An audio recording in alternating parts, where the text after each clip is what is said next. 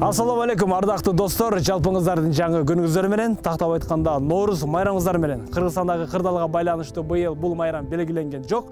Анткени менен шаар тургундарынан деги эле Норуз өзү эмне? Мына ушул суроо менен шаар тургундарынан сурамжылоо жүргүзөбүз.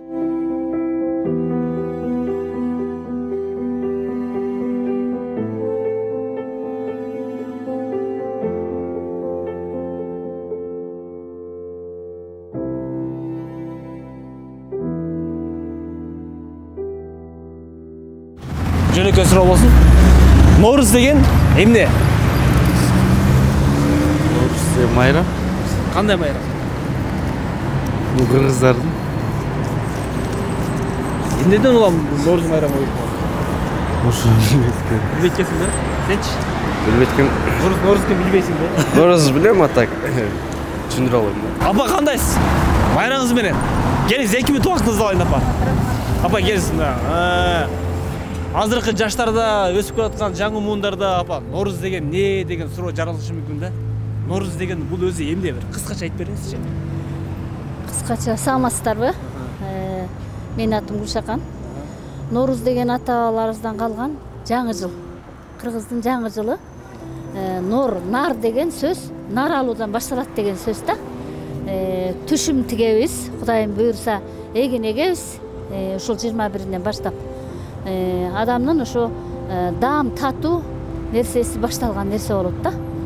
Анан ата-бабаларыбыз Норузда алас ар бир жерден калас, жаман нерселер кетсин, жакшы нерселер кетсин, түшүм мол болсун деп жарыялаган да. 2 мүнөт убактыңызды алалы келген. Норуз деген бул өзү эмне, каяктан келген?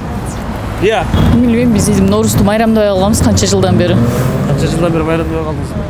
Канча жыл болду? 5 жылдан бери майрамдайсыз. Ну, Новый год, это, скажем, да, там праздник какой-то. Вот. Отмечают все люди его. Новый день, да? А? Новый день, да? Ну, Новый год, так скажем, да. Правильно, нет? Правильно. Норуз деген эми биздин кыргыздардын эски жаңы жылы. Мааниси жаңы күн. Фарсчадан алганда. Жаңы күн, да? Жаңы күн. Норуз деген бул эми илгертеден Кыргыздын келе жаткан үрп-адат, када салтын баягы элге жеткирип берген майрамы десек болот. Баягы кыскача айтканда бар го. Жер жарылып, чөп чыгып, желин жарылып, сүт чыгып деп ошо сөз тукканда эле баягы жерлер жаңыланып, адамдардын тиги баягы башкача айтканда бул Кыргыздын жаңы жылы деп айтылып келет да, негизи эле. Анан ошо менин оюм деле ошо баягы. Эми жаман оорго каршы Норуздун баягы аурасы деле сезилбей атат азыр. Ошого аябай мындай маанай түшүп турган учур азыр.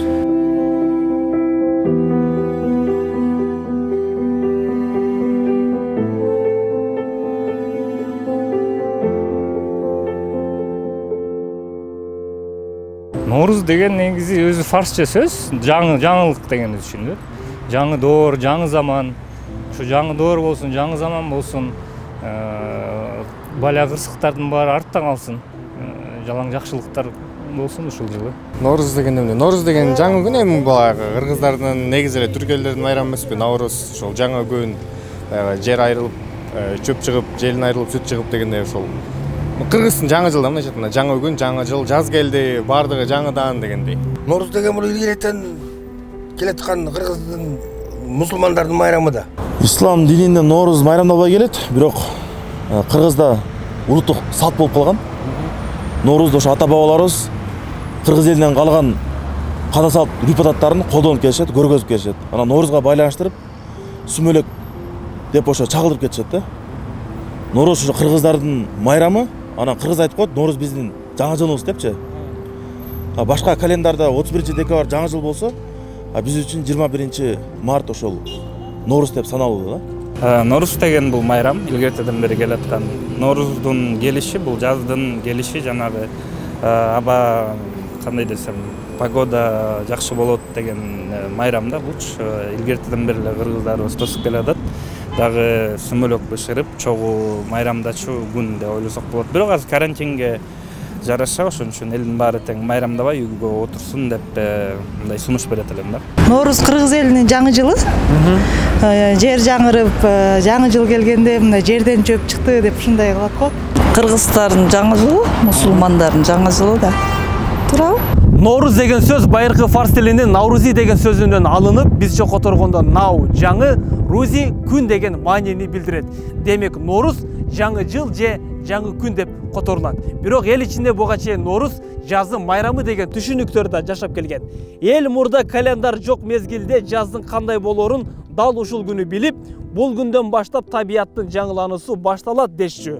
Бул күнү күн менен түн теңелет. Тарыхтагы маалыматтарга таянсак, аталган майрам биздин заманга чейинки 6-7 кылымдарда эле пайда болгон. Мына ушул жаңы жылда айтылган каалоо тилектер орундалат дейт. Сизден кыргыз элине бир каалоо тилек болсун. Кыргыз элиме азыр ушул кыйынчылыктан жеңил чыгып кетишин каалайм. 40 районду, 7 областтын баарын чын жүрөгүмдөн ушул майрам менен куттуктап кетем. Ушул жаңы жылыбыз буюрса ден соолуктун жылы болсун. Ар дайым ден соолукта болушун, эч качан оорушпасын. Бүгүнкү күндөгү мындайча айтканда актуалдуу болуп аткан баардыгыңыздарга ден соолук каалайм. Кудайым буйрса бул да кетет. Биздин кыргыздар мындай оор менен ооруган эмес эч качан. Кыргыз элинин ден соолукта болуп эле, тынччылыкта ар дайым жашасын. Всего самого хорошего. Без всяких болезней, как сейчас все боятся, переживают. Всего самого наилучшего просто есть всем вот ребятам. Элибизге тынччылык, оорубайлы, ооругандар айыгып кетсин. Мындан ары мындай оор келбесин. Кудай таалам ушуну кабыл кылсын, ушу кыйынчылыктан жеңилирээк чыгып кетели. Жакшы маанай, түндөн соолукта үйлөр менен тынч аман эсен болушун каалайм. Элибиз эсен аман өнүксүн. Элге журтка тынччылык каалайм.